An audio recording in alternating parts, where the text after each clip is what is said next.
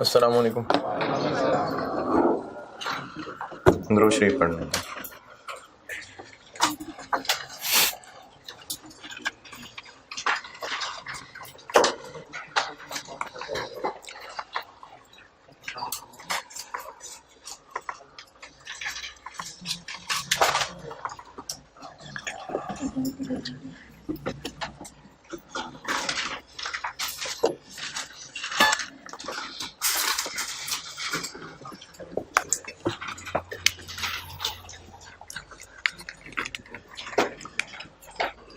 कल मैंने आखिर में पॉइंट क्या लिखवाया था? हाँ, नहीं उसके बाद एक और नहीं लिखवा दिया था। अच्छा ठीक है, वो लैंड एंड बिल्डिंग की मैंने बस ज़बानी की थी बात, लिखवाया नहीं था। समझाने को दोबारा कह रहे हैं या रेजिडेंट वैल्यू? नहीं, मुझे आपकी बात नहीं समझी। आपने पूछा क्या है? नहीं नहीं, वो तो मुझे याद है। आप पूछ क्या रहे हैं? पॉइंट सारा रिपीट करूं या समझाऊं? समझाया नहीं मैंने अभी।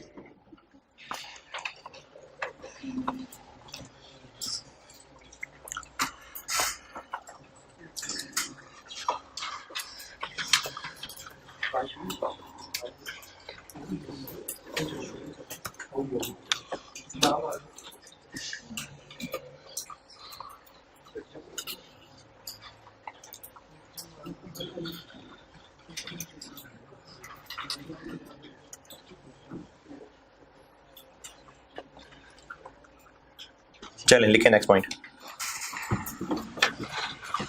Land and building, land and building are separable assets. Land and buildings are separable assets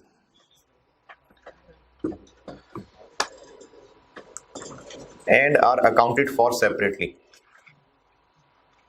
and are accounted for separately, यानी लैंड और बिल्डिंग को अलग अलग एसेट रखा जाता है। and are accounted for separately,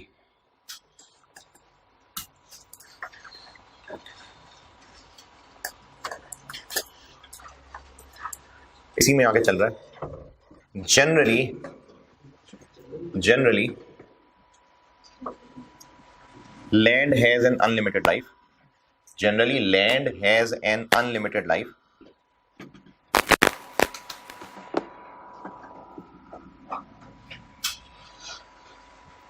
Therefore it is not depreciated. Therefore it is not depreciated.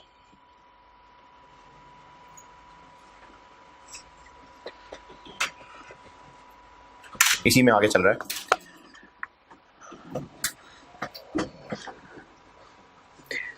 Buildings have limited life. Buildings have limited life. अच्छा, building की लिमिटेड लाइफ क्यों? जमीन तो वहीं की वहीं रहेगी। जो उसका मटेरियल है उसकी एक लाइफ है, उसमें वो सीमेंट और ईंटें ये कच्चे होना शुरू हो जाएंगे, खराब हो जाएंगे और भूत प्रेत आना शुरू हो जाएंगे, ज़्यादा पुरानी हो जाएंगी। तो बिल्डिंग्स की लाइफ है। तो क्या कहा जी? Building have limited life, building has limited life and therefore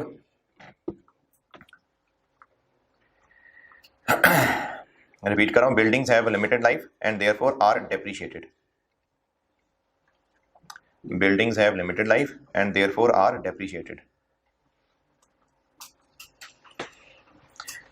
चलिए जी, लैंड बिल्डिंग वाली बात भी हो गई।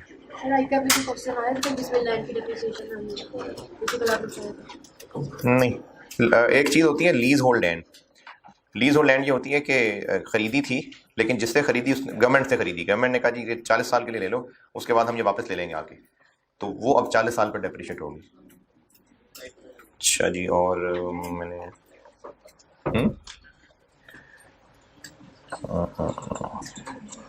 ठीक है, एक और लिखें।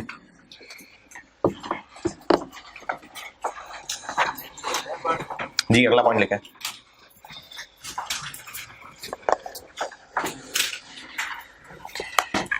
each part of an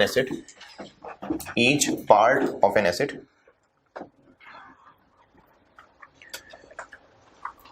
with a cost, each part of an asset with a cost that is significant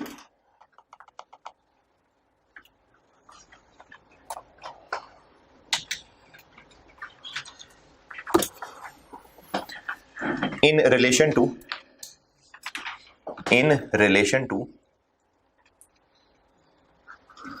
the total cost of asset. Repeat कर रहा हूं, each part of an asset with a cost that is significant in relation to the total cost of asset shall be depreciated separately. इसकी मिसाल है ये, अगर एक business है, उसके जहाज पैसेंजर हैं और सामान के भी हैं, तो वो जो एक जहाज है एयरक्राफ्ट, ये है लेट्स से 700 मिलियन का और इसकी लाइफ 50 साल है। अब इस जहाज के जो पार्ट्स हैं ना, पार्ट्स वो भी इतने बड़े और महंगे हो सकते हैं कि उनकी भी अच्छी खासी लाइफ्स हैं। जैसे मिसाल के तौर पे हो सकता है कि इस जहाज के हम कुछ अगर टुकड़े करें तो इसके जो इंजन होंगे वो शायद 25 साल के बाद रिप्लेस करने पड़ जाएं, और इस 700 मिलियन में से इंजन की कॉस्ट 250 मिलियन है। फिर इसके अंदर जो सारी वो सीट्स वगैरह हैं, इनको कैबिन इंटीरियर फिटिंग्स कह सकते हैं, इंटीरियर फिटिंग्स, सीट्स हो गई, सारे कैबिन हो गए जिसमें सामान रखा होता है, हो सकता है कि ये हर 10 साल के बाद चेंज करने पड़ते हों, और इस 700 मिलियन में से 50 मिलियन के वो हैं। और जो जहाज है असल में, जो उसकी बॉडी है, जो उसकी मेन फ्रेम है, जो उसका एक्सटीरियर है, ये है असल में जिसने 50 साल चलना है, और इस 700 में से 400 ये। अब ये एसेट एक है जहाज, लेकिन इसके पार्ट्स की भी अपनी अपनी लाइव्स और इनकी अमाउंट्स इतनी बड़ी हो सकती हैं कि वो खुद भी एसेट सेपरेट हो सकते हैं। तो डेप्रिसिएशन चार्ज करते हुए 700 मिलियन को 50 साल पे डेप्रिशिएट नहीं करेंगे, इंजन्स को अलहदा, इंटीरियर फिटिंग्स को अलहदा और मेन फ्रेम को अलहदा करेंगे। इवन के मेथड भी अलग अलग हो सकते हैं, यानी हो सकता है इसके लिए आर्स मेथड हो सकता है इसके लिए रिड्यूसिंग बैलेंस मेथड हो सकता है इसके लिए स्ट्रेट लाइन मेथड हो, मेथड भी अलग हो सकते हैं। एसेट एक है लेकिन उसके पार्ट इतने महंगे, इतने बड़े हैं कि उनकी कॉस्ट भी अच्छी खासी सिग्निफिकेंट है, तो इनको फिर अलहदा अलहदा डेप्रिशिएट किया जाता है। एसेट एक है लेकिन इसके पार्ट्स को डेप्रिशिएट अलग अलग किया जा रहा होगा। स्टूडेंट ने खुद पहचानना होगा? नहीं, स्टूडेंट को बताई जाएगी ये चीजें तोड़ के, आपको ये खुद बताया होगा, आपने नहीं जहाज के टुकड़े करने, आपको खुद बताया होगा। तो आपको अगर ऐसी इंफॉर्मेशन है, इसका मतलब ये वाला पॉइंट लग रहा है।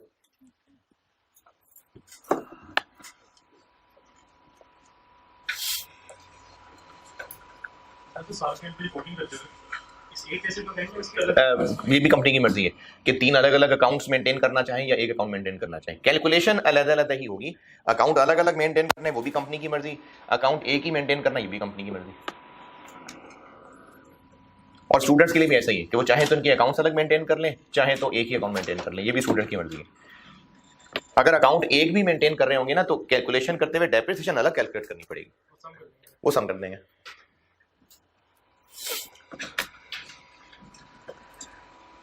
चलिए, डेप्रिसिएशन वाली बातें बहुत है। मैंने आपको बताया था कि हम डेप्रिसिएशन कैलकुलेशन के लिए कुछ पॉइंट्स लिख रहे हैं, जिनमें से एक मैंने भी नहीं समझाया हुआ, रेजिडुअल वैल्यू वाला। बस ये पॉइंट्स काफी हैं। क्या वो कराने लगाओ ना, उसके साथ ही मैंने कहा था यार भी बताऊंगा। अच्छा, अभी तक जितने फार्मूले पढ़े, इन फार्मूलों में कहीं कॉस्ट इस्तेमाल हो रही है, कहीं यूजफुल लाइफ इस्तेमाल हो रही है, तो इन सब फार्मूलों में इनफैक्ट 3 चीजें इस्तेमाल हो रही हैं, कॉस्ट, लाइफ और रेजिडुअल वैल्यू। इनमें से कंफर्म क्या है? कॉस्ट। लाइफ और आरबी के बारे में अंदाजा है। हो सकता है सब्सीक्वेंटली कुछ ऐसी चेंजेस आ जाएं कि डेप्रिसिएशन के फार्मूलों में ये जो इनपुट्स यूज होते हैं, इनपुट्स ये जो फार्मूलों में इस्तेमाल हो रहे हैं, इनमें चेंज आ जाए। हो सकता है कुछ अर्सा गुजरने के बाद कॉस्ट चेंज हो जाए। कॉस्ट कैसे चेंज हो सकती है? मजीद इंक्रीज कर लिया, मजीद कैपिटल एक्सपेंडिचर कर लिया। हो सकता है कुछ अरसे के बाद लाइफ का अंदाजा चेंज हो जाए, हो सकता है कुछ अरसे बाद रेजिडुअल वैल्यू का अंदाजा चेंज हो जाए। तो ये जो डेप्रिसिएशन फार्मूलों के इनपुट्स हैं, ये सब्सिक्वेंटली चेंज हो सकते हैं। ये जो इंपॉर्टेंट पॉइंट फॉर डेप्रिसिएशन बता रहा था, ये हो गया। अब अगली हेडिंग ये बता रहा हूं कि इनपुट्स ऑफ डेप्रिसिएशन कैलकुलेशन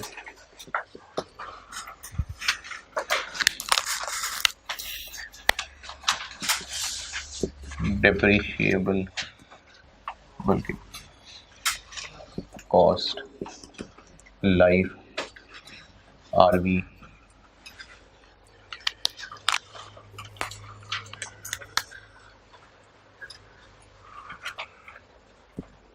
में चेंज subsequently.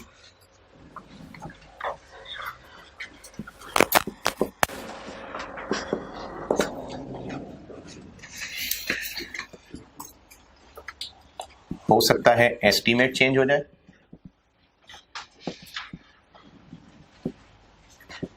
हो सकता है सब्सिक्वेंट कैपिटल एक्सपेंडिचर हो जाए,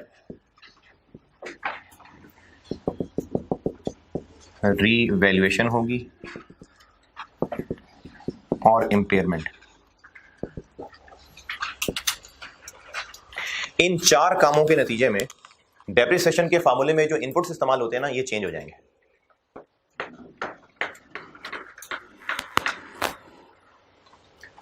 एसेट खरीदा, उसके बाद उसको इस्तेमाल करना शुरू किया, कुछ अर्सा गुजरा, तो हो सकता है इन वजह से डेप्रिसिएशन कैलकुलेशन में इस्तेमाल होने वाली चीजें चेंज हो जाएं। तो फिर क्या करें? फिर हम जैसे स्ट्रेट लाइन है, तो जो पहले हर साल डेप्शन चल रही थी वही उतनी ही आगे चलती रहेगी, नहीं चेंज करनी पड़ेगी। तो फिर होगा ये कि एज अ रिजल्ट हमें डेप्रिसिएशन कैलकुलेशन चेंज करनी पड़ेगी।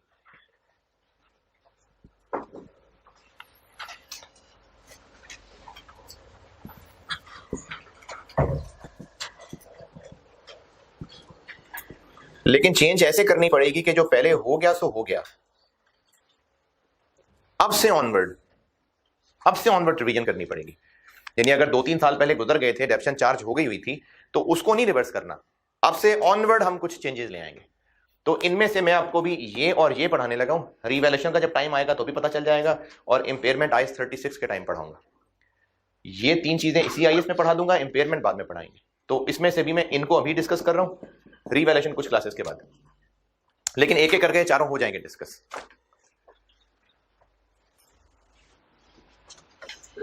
जी जो फीचर लाइन थी पहले हमने डेप्रिसिएशन कैलकुलेट की।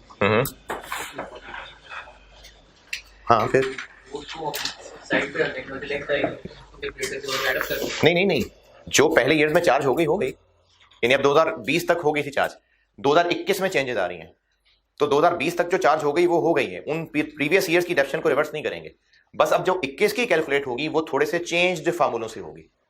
हमें फार्मूले बदलने पड़ जाएंगे, इनफैक्ट फार्मूले वही रहेंगे, उसके अंदर चीजें बदलनी पड़ जाएंगी। अब वो कैसे करना है ये एक एक करके सिखाता हूं। पहले मैं आपको सिखाने लगा हूं ये एस्टीमेट चेंज।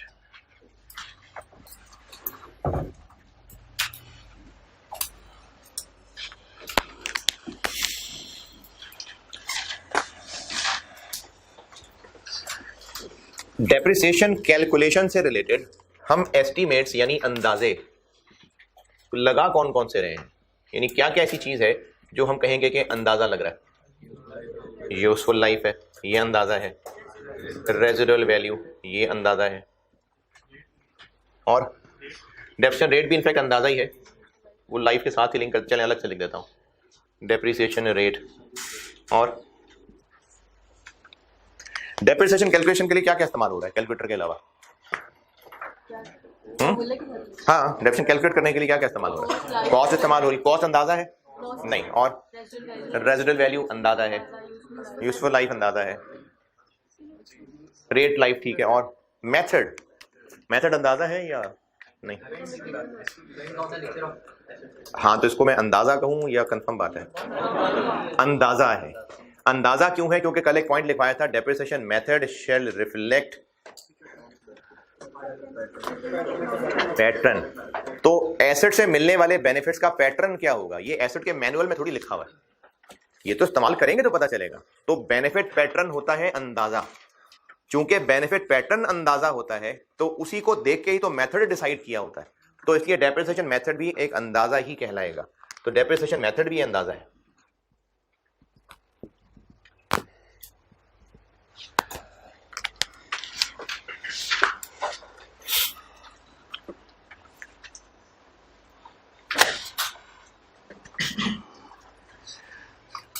देखिए ना, अगर डॉक्टर कोई ट्रीटमेंट करके कोई मेडिसिन दे रहा है और टेस्ट अभी क्लियर नहीं आए हैं, तो डॉक्टर जिस बीमारी को समझ के मेडिसिन दे रहा है तो वो मेडिसिन एक अंदाजे से ही दे रहा है ना। अब वो मेडिसिन पता है, वो मेडिसिन पक्का है, उसका फॉर्मूला भी पक्का है, लेकिन वो मेडिसिन डॉक्टर ने क्यों दी है, ये बात बेस्ड ऑन अंदाजा है।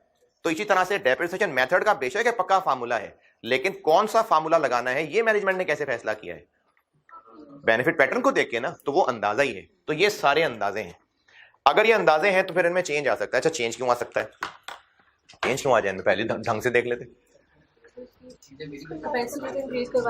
नहीं नहीं नहीं, कैपेसिटी इंक्रीज ही है, इसकी बात नहीं मैं कर रहा अभी, मैं भी एस्टीमेट चेंज करूँ। भाई अंदाजा गलत हो सकता है ना। एक बच्चे ने सीए शुरू किया, घर में अम्मी अब्बू को कहा कि 2 साल में मेरा कैप पूरा हो जाएगा, और 3 साल से वो हॉस्टल में है और कह रहा है जी विशाल पे रहते हैं, तो अंदाजा बदल रहा है ना। ये अंदाजा कैसे बदल रहा है, क्योंकि हालात चेंज हो रहे हैं। चले ये तो ज्यादा टची हो जाएगी बात, हम इन चीजों के बारे में अंदाजा लगा रहे हैं। देखें, कैसेट खरीदा था, इस्तेमाल करना शुरू किया और उस वक्त अंदाजा लगाया कि 10 साल कर लेंगे इस्तेमाल। हो सकता है 2-3 साल इस्तेमाल के बाद पता चलेगा तो 4 साल नहीं चलना और। तो अब हालात चेंज हुए ना, नई इंफॉर्मेशन सामने आई तो अंदाजा बदल गया। इसी तरह से मार्केट के हालात बदले, रेजिडुअल वैल्यू का अंदाजा बदल गया। पहले हमारा ख्याल था हर साल तकरीबन एक जैसा ही होगा, लेकिन 2-4 साल गुजरने के बाद पता चला कि नहीं, ये तो परफॉर्म इसकी डिटीरियरेट होती जा रही है, अंदाजा बदल गया। तो इन अंदाजों में चेंज आ सकती है।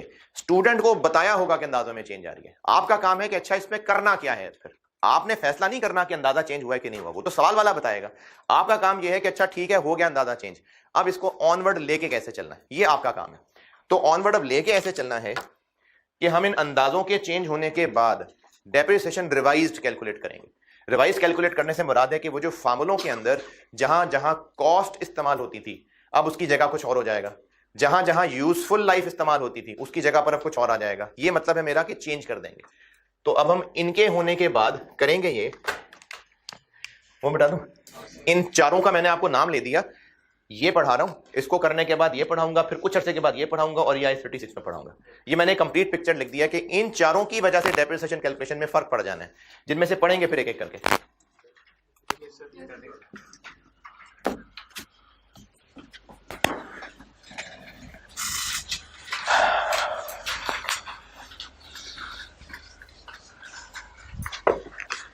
इसी से आगे चल रहा हूं।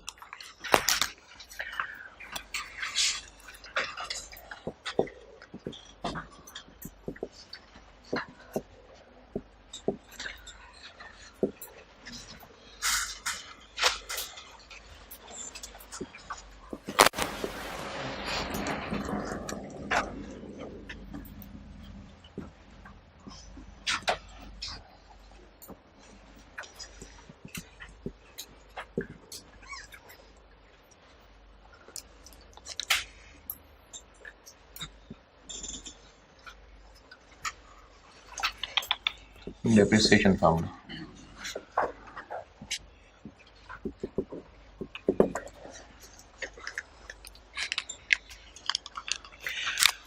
अच्छा मैं यहां कुछ लिखता हूं, पहले आपसे पूछ के आप ही बताएंगे इसका जवाब, फिर मैं यहां लिख दूंगा। एक एसेट की कॉस्ट थी 5 लाख और इसकी आरवी तब सोची थी 50,000, लाइफ थी इसकी 5।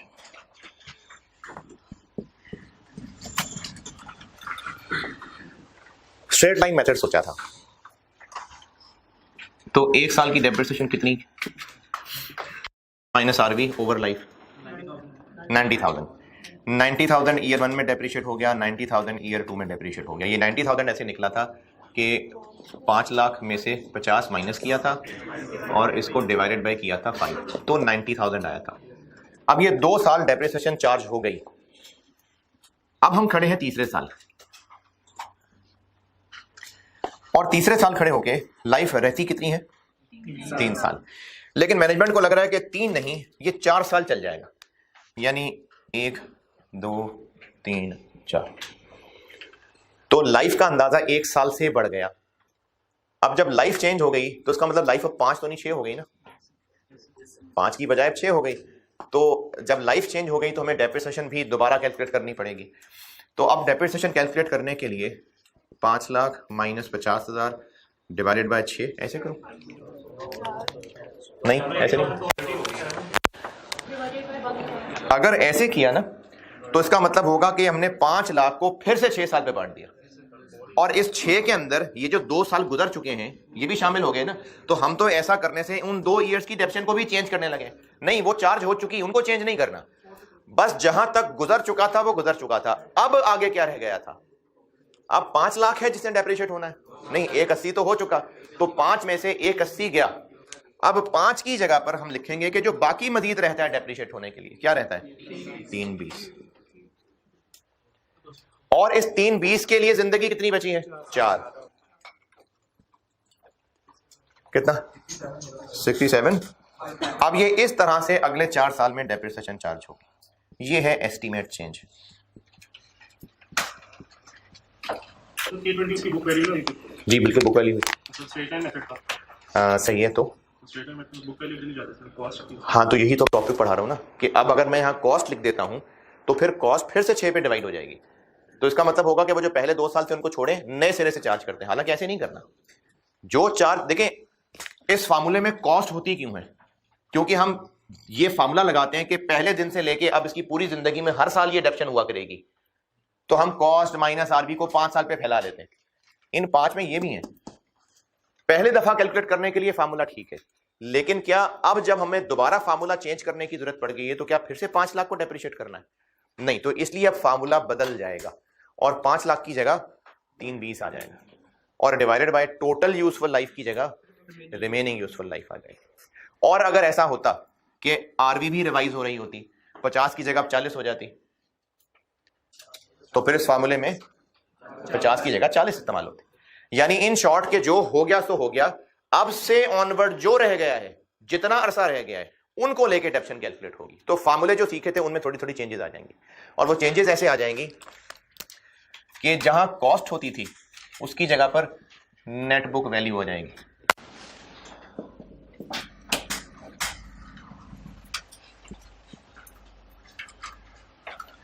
जहां आरवी होती थी उसकी जगह रिवाइज्ड आरवी आ जाएगी।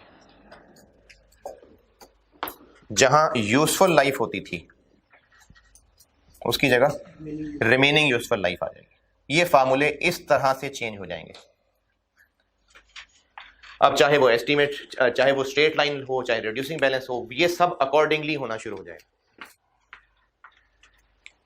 तो मैं अब उन सब के ना फार्मूले दोबारा लिख के देने की बजाय ये जनरल चीज आपको बता दी। अब इसको हर एक में अप्लाई कर लेते हैं। अब बजाय इसके कि मैं आपको स्ट्रेट लाइन का और रिड्यूसिंग का और आर मेथड का सबका नया फार्मूला लिख के दूं, ये गाइडेंस दे दी आपको। अब इसी को हम हर एक मिसाल में अप्लाई कर लेते हैं।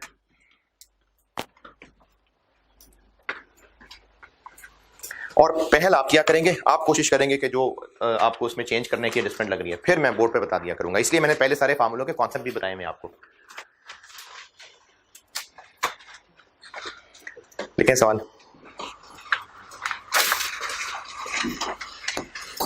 कर रहे हैं नोट तो कर लें पहले, फिर दिखाता हूं सवाल।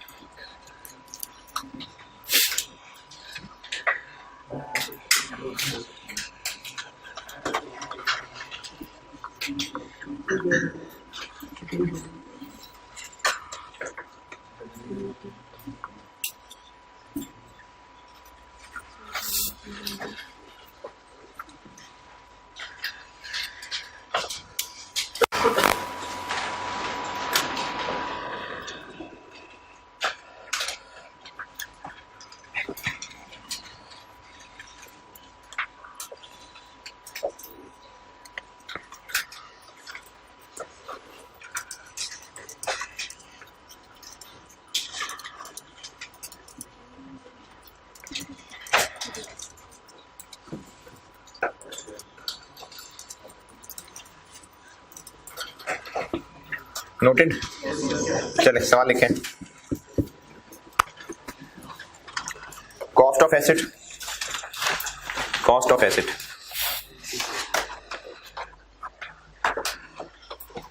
640,000, 6,40,000 6,40,000।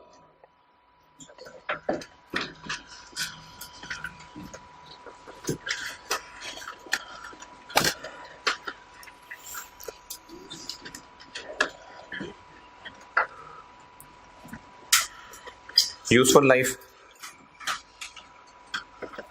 6 years, नहीं, initial estimate of useful life, या यूजफुल लाइफ लिख चुके थे तो कहते हैं यूजफुल लाइफ इनिशियली एस्टिमेटेड 6 साल।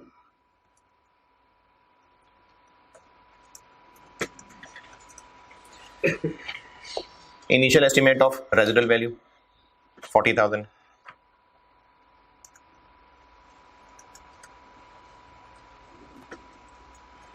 जी 40,000।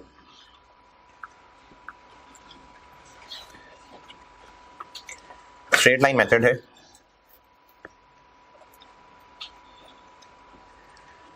During year 3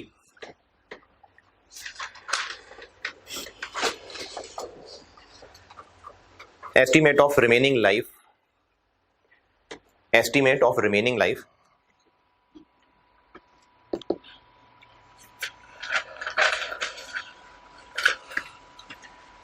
was revised to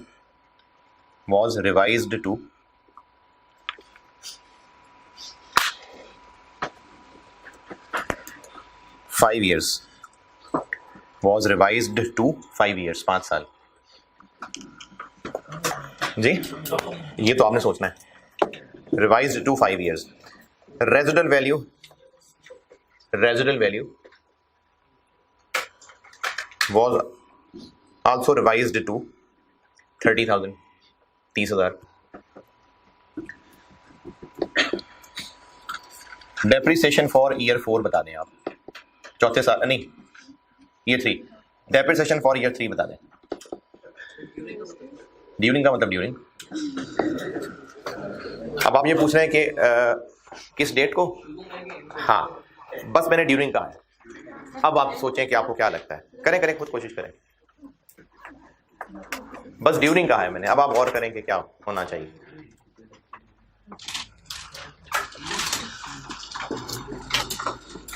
चले पहले इसी पे बात कर लेते हैं, ड्यूरिंग कहा है तो उसमें क्या करें फिर। हाँ जी, अगर ड्यूरिंग है ना तो फिर पहले दिन से, हाँ अगर कोई डेट बता देता तो फिर उस डेट से ऑनवर्ड चलते। अब अगर ड्यूरिंग कहा है, डेट नहीं मेंशन, तो जिस साल की बात हो रही है उसके पहले दिन की बात हो रही है। बस याद हो गया ज़बानी। मैंने कहा है कि एस्टीमेट चेंज अगर किसी साल में हो रहा है और बस उस साल का जिक्र है कि ड्यूरिंग द ईयर, डेट नहीं मेंशन, तो फिर इसका मतलब है कि उस साल के पहले दिन से ही चेंज हो रहा है। लेकिन अगर डेट मेंशन हो गई तो फिर उस डेट से ऑनवर्ड हो रहा है।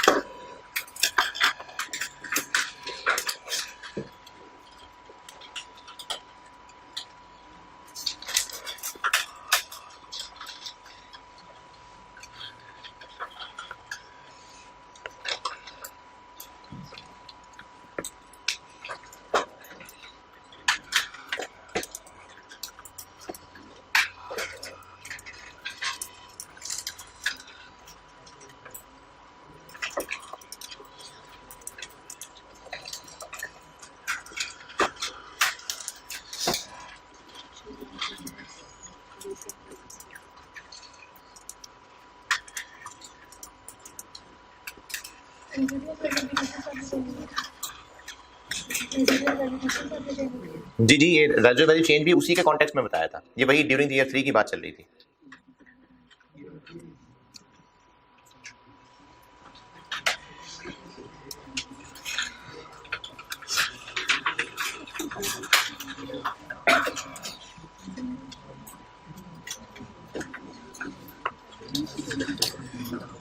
हाँ जी कितनी, तो वो पहले टोटल 6 साल के 7 साल होगी, तो मतलब टोटल ही है। अब हमने थर्ड ईयर की निकाली। मैंने कहा है remaining life was revised to remaining. 3 साल 2 साल हो गए, 3 साल 4 रह गई थी, 6 साल में से 2 साल गुजर गई, वो तो पहले 2 साल की जब कर रहे थे तब 6 से अच्छी। हाँ उसके बाद हमने जब थर्ड ईयर किया तो इसका मतलब क्वेश्चन में तो बताया कि अब टोटल 5 ईयर। हाँ, रिमेनिंग 5 ईयर्स रहेगी, यानी वो जो 4 रहते थे उसकी जगह 5 है। मैंने रिमेनिंग का वर्ड लिखवाया है। हाँ जी, डन। अच्छा, ड्यूरिंग वाली बात तो मैंने आपको बता दी कि ड्यूरिंग का मतलब है जिस साल की बात हो रही है उसके पहले ही दिन।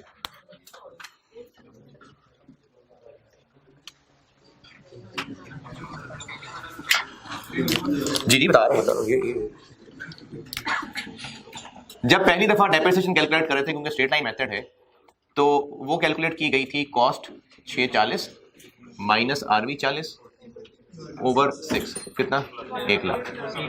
इस बात को 2 साल गुजर गए, क्योंकि हम ड्यूरिंग ईयर 3 की बात करें, 2 साल गुजर गए। अब जब 2 साल गुजर गए तो फिर तीसरे साल हमें रिवाइज एस्टीमेट्स के ऊपर चलना पड़ेगा। 2 साल गुजर जाने के बाद अब चूंकि हम रिवाइज ऑप्शन कैलकुलेट करने लगे हैं, तो फॉर्मूला तो वैसे ही होगा this minus this divided by this, लेकिन कॉस्ट की जगह अब, क्योंकि अगर कॉस्ट ले लिया ना तो उसका मतलब फिर से डेप्रिसिएशन शुरू कर दी। हालांकि अब हम एक पॉइंट ऑनवर्ड्स चलने लगे हैं, तो कॉस्ट की जगह आ जाएगा कितने साल गुजर गए डिडक्शन 2, यानी पीछे क्या रह गया 440 माइनस 30।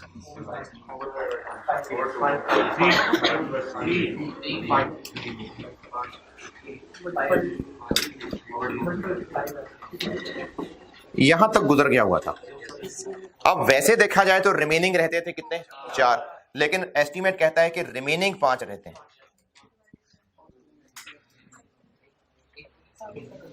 मैंने रिमेनिंग लिखा है वर्ड भाई कि एस्टीमेट ऑफ रिमेनिंग लाइफ।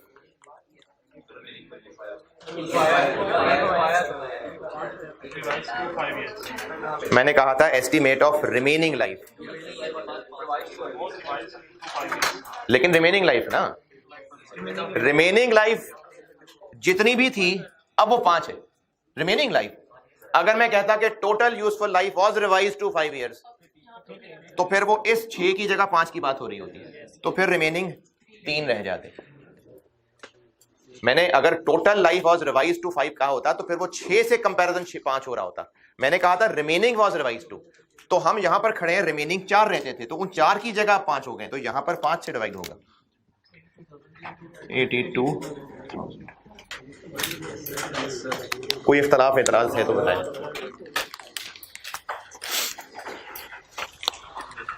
अच्छा, रिमेनिंग वैसे काउंट कैसे करें? जहाँ तक कर ली उससे हम रिमेनिंग का मतलब है टोटल में से जितने रह गए, तो जितने हो गए फिर वो कौन से हैं जिनकी डेप्रिसिएशंस चार्ज हो गए हैं ना, वो मतलब है हो गए हैं, यानी इसमें कैलेंडर की डेट से नहीं गिन रहे हम, जिनकी डेप्रिसिएशंस चार्ज हो गई हैं मतलब वो साल गुजर गए। टोटल लाइफ में से रिमेनिंग कितने रह गए, जितने गुजर गए वो पता हो ना, फिर तो गुजर गए कितने ये कैसे फैसला होगा, जितनी डेप्रिसिएशन चार्ज हो गई हुई है। तो चूंकि 2 डेप्रिसिएशन चार्ज हो चुकी थी तो इसका मतलब 2 साल गुजर गए, तो अब 4 रहते थे लेकिन वो 4 से चेंज होके 5 हो गए। और लिखें सवाल, इसमें अब रिड्यूसिंग बैलेंस आ जाएगा, और ये भी अब आप सोचेंगे कि इसका क्या करना है।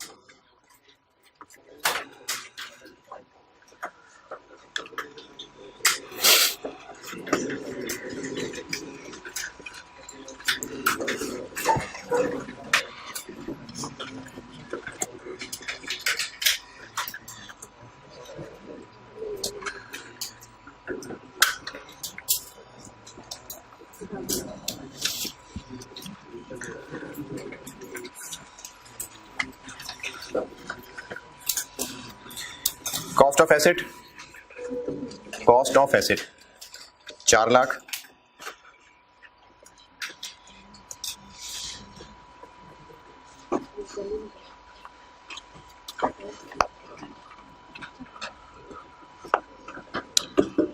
Useful life initially estimated 5 years 5 साल।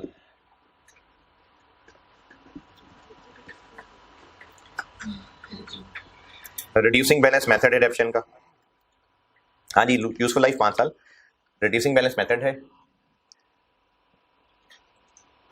और जो डेप्रिसिएशन रेट कैलकुलेट किया हुआ था वो किया हुआ था 28%, 28% डेप्रिसिएशन रेट था जिस पे डेप्रिशिएट करते आ रहे थे। During year 4 during year 4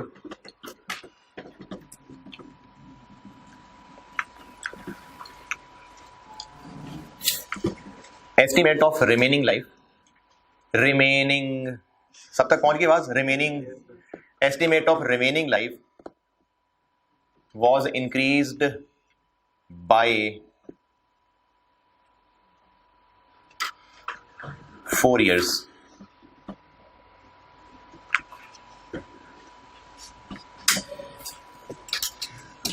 Residual value was revised to 10,000 रुपए।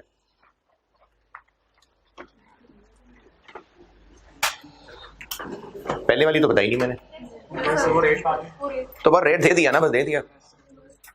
रिवाइज बताई है 10,000 रुपए। चले जी, ईयर 4 की डेप्रिसिएशन बताएं। डेप्रिसिएशन फॉर ईयर 4 बताइए।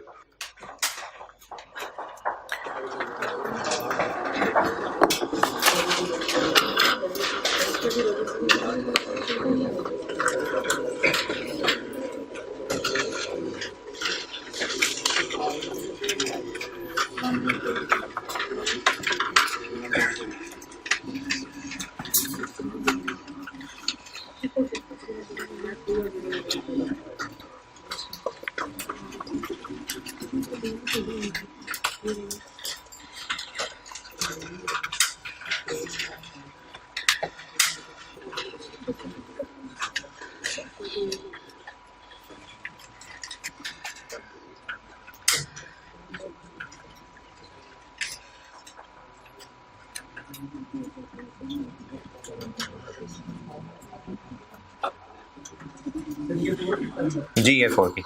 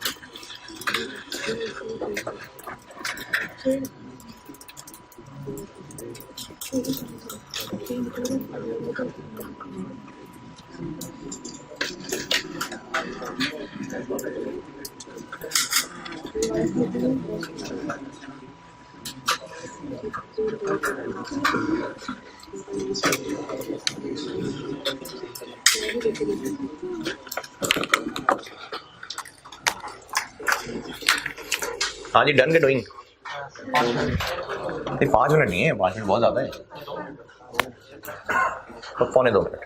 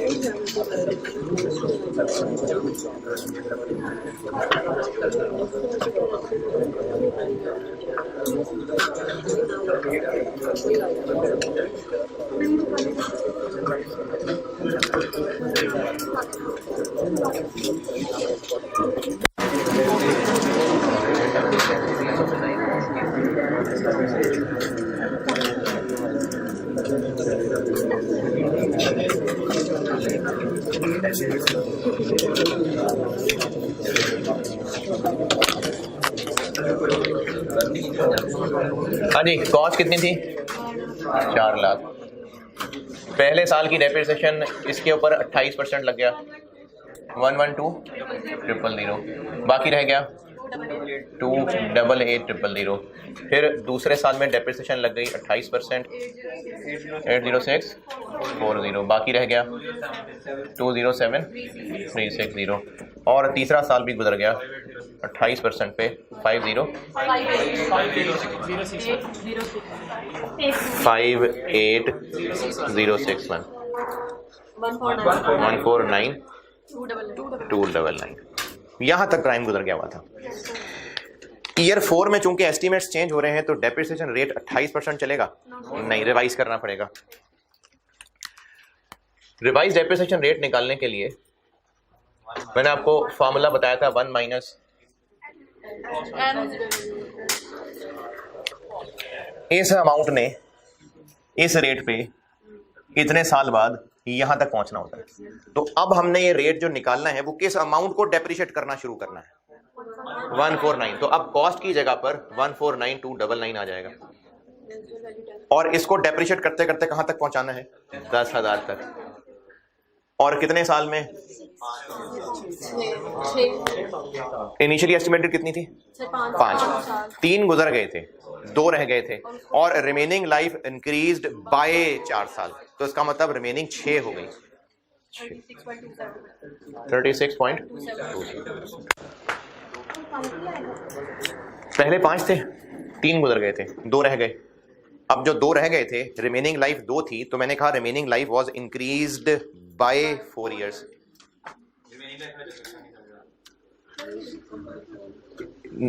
इसमें क्या नहीं समझ आ रहा? ये तो इंग्लिश का मसला बना यार।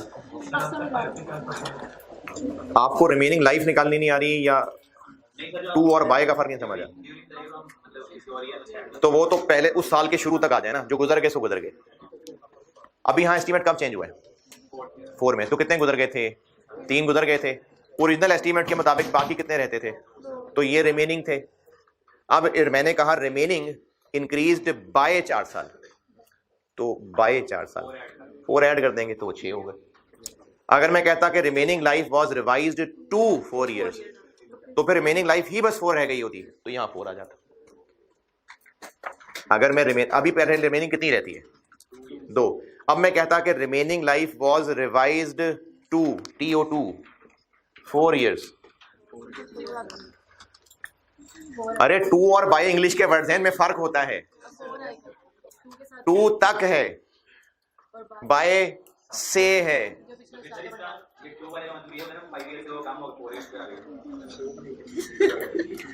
2 और बाय अलग अलग होते हैं। 2 और बाय अलग होते हैं। अब हम 1 2 3 3 साल गुजार चुके हुए थे। ओरिजिनल एस्टीमेट के मुताबिक रिमेनिंग लाइफ कितनी रहती थी? 2 साल। रिमेनिंग 2 रहते थे। अब ये जो रिमेनिंग लाइफ 2 जो रहना है, रिमेनिंग लाइफ का एस्टीमेट इंक्रीज कर गया बाय 4 इयर्स, यानी जो रिमेनिंग साल रहते थे वो 4 साल से और बढ़ गए। तो 2 थे, 4 से बढ़ गए तो 6 हो गए, ये 6। अगर मैं कहता कि रिमेनिंग लाइफ जो कि 2 थी वॉज रिवाइज्ड टू 4, मतलब 4 साल तक पहुंच गई, तो रिमेनिंग टोटल 4 तक पहुंच गई।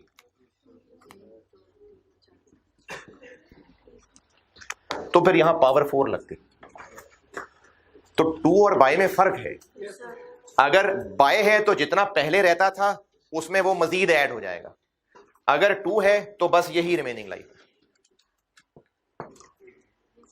ओके जी क्वेश्चन होता है इनिशियल डेप्रिसिएशन रेट 28% था, यूजफुल लाइफ 5 साल। जी, सो यूजफुल लाइफ के ऊपर भी ले सकते हैं, 1 ओवर जो यूजफुल लाइफ होता है वो स्ट्रेट लाइन में होता है भाई। रिड्यूसिंग बैलेंस में रेट का फार्मूला ये है, वो स्ट्रेट लाइन में होता है। पावर 6। हाँ भाई, नहीं आ जाएगी समझ। क्या बताना यार, नहीं समझ आई तो बता तो रहा हूं। अभी भी क्या एतराज है? बोलो ना, क्या एतराज है? अगर ये कम हो जाएगी, चलो अगला सवाल लिख लें। लिखे अगला सवाल। अच्छा, अब ईयर 4 की डेप्शन कैसे निकलेगी?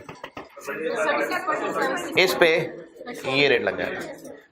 चले और लिखें सवाल।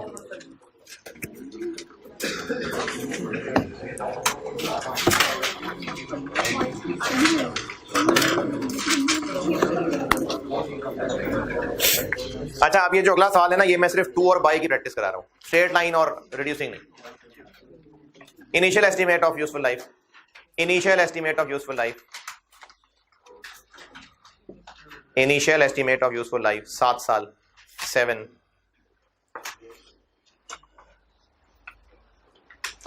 ड्यूरिंग ईयर 5, ड्यूरिंग ईयर 5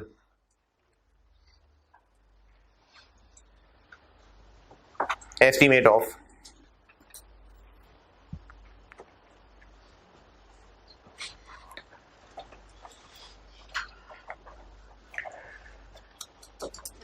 अब इसके आगे मुख्तलिफ सिनेरियो बनाते हैं। नंबर ए लिखें। नंबर ए, बात शुरू कहां से हो रही है, कहां से चल रही है? एस्टीमेट ऑफ, नहीं एस्टीमेट ऑफ, एस्टीमेट ऑफ से आगे चल रही है बात। तो एस्टीमेट ऑफ, पहला scenario, remaining life, remaining life was revised to, estimate of remaining life was revised to 5 years, revised to 5 years। Scenario B, अब ये बात फिर ऊपर से चल रही है। Estimate of, scenario B, total life, total life was increased to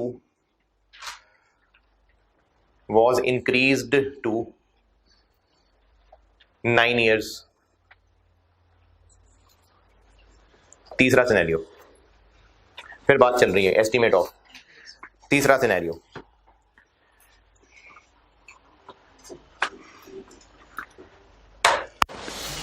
total life, total life was reduced by 1 year।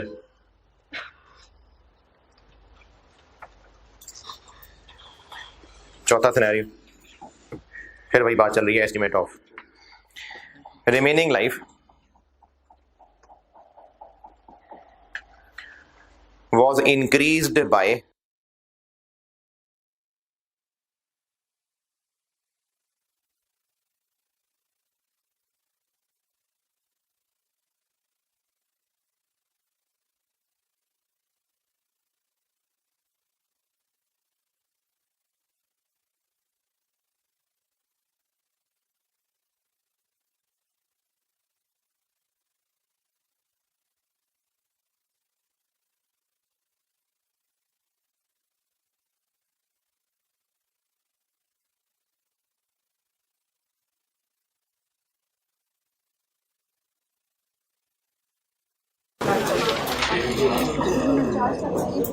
अच्छा, ये भी दरमियान में ना आवाज़ ख़राब हुई थी, तो वो आपको लग रहा होगा कटिंग हुई है, तो कोई नहीं, मैं दोबारा बताता हूँ।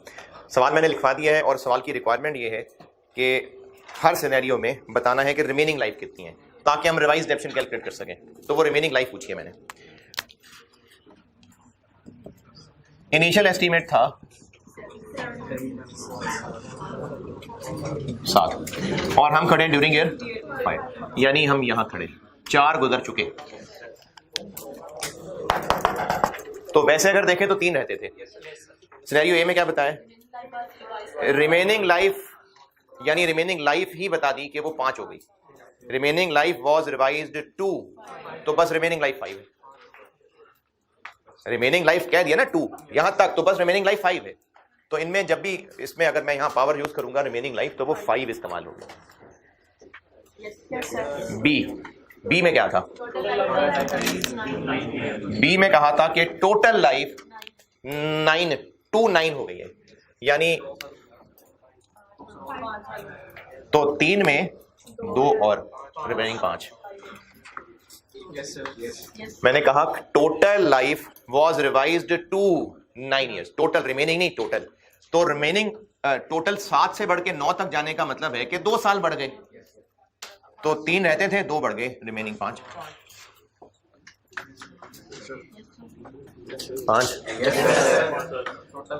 नहीं, तीसरा, total life was reduced by 1 year, यानी 7 से 6, मतलब यहां तक रहेगी। तो रिमेनिंग लाइफ 2 साल। Total life was reduced to 1 year, तो फिर 1 नहीं, ये हो नहीं सकता था ना, 4 साल तो गुजर गए। हाँ, ये हो सकता था कि total life was reduced to 6 years, remaining life was reduced to 1 year, तब ये मतलब तो फिर रिमेनिंग 1 रह जाता। रिमेनिंग अगर रिवाइज्ड 2 है ना, रिमेनिंग अगर रिवाइज 2 है, इंक्रीज 2, डिक्रीज 2, तो वो जो 2 जहां तक है वही रिमेनिंग है। लेकिन अगर बाय है तो फिर हमने उतना प्लस करना है। चौथा क्या है, remaining life was increased by, तो पहले 3 रहता था, 3 और, तो 6 हो गया। तो डी में 6। अब आ गया समझ? लिखे सवाल है जी? ना यार, ऐसे ना करो। क्या दोबारा बताऊं? है कौन सा दोबारा? उर्दू में पूछे यार। ए सिनेरियो ए पूछ रहे हैं। ए क्या था, रिमेनिंग लाइफ वाज रिवाइज, अभी तो बताया यार कि रिमेनिंग लाइफ वाज रिवाइज्ड 2, यानी रिमेनिंग लाइफ 5 तक पहुंच गई है, मतलब रिमेनिंग लाइफ 5। रिमेनिंग लाइफ अगर 2 करके है तो जहां तक जा रही है वही रिमेनिंग लाइफ हो गई है। बी सी है जी? सी वाला चले, बी भी दोबारा सुन लें यार। बी मैंने क्या कहा था, total was increased to 9 years, तो टोटल 7 से बढ़ के 9 हो गई, यानी 2 मजीद बढ़ गए। तो रिमेनिंग 1 2 3 और ये 2 5। देखिए, अगर होता में तो बहुत सारे अगर आ जाएंगे ना, तो वो इसी तरह से ही है जैसे 2 और बाय की प्रैक्टिस की है। 4 के बजाय 10 सिनेरियो और बना ले। चीज तो 2 और बाय वाली है ना। सी कह रहे हो भाई, सी क्या है, टोटल लाइफ यानी 7 वाज रिड्यूस्ड बाय 1 ईयर, यानी यहां तो टोटल लाइफ बस 6 तक जानी है, यानी रिमेनिंग 2। लिखें सवाल।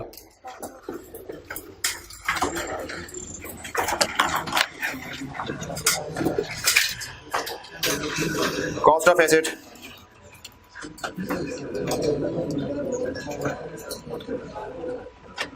कॉस्ट ऑफ एसेट है जी 250,000।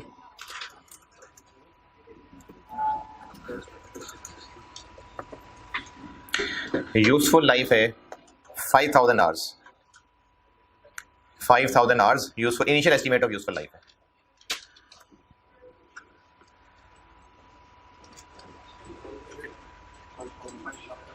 यूजफुल लाइफ 5,000 आवर्स है। Asset was used as follows, asset was used as follows. Year बताऊंगा और आवर्स बताऊंगा। ईयर 1 में इस्तेमाल हुए 800 आवर्स, 800 आवर्स। ईयर 2 में इस्तेमाल हुए 650 आवर्स, 650। ईयर 3 में इस्तेमाल हुए 1250 hours, 1250।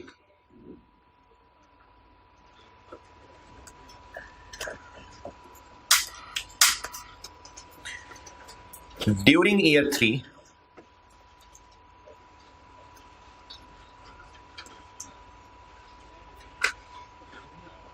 remaining useful life, during year 3 remaining useful life